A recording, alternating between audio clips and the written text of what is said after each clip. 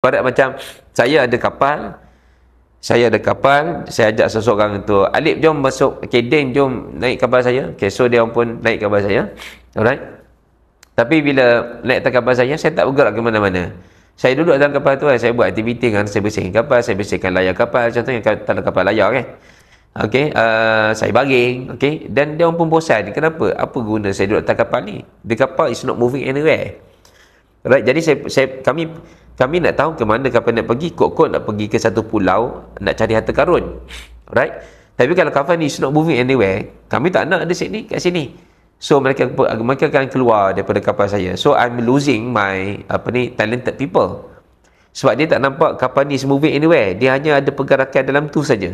Internal movement saja dalam kapal. Tapi the kapal itself, it does not move anywhere.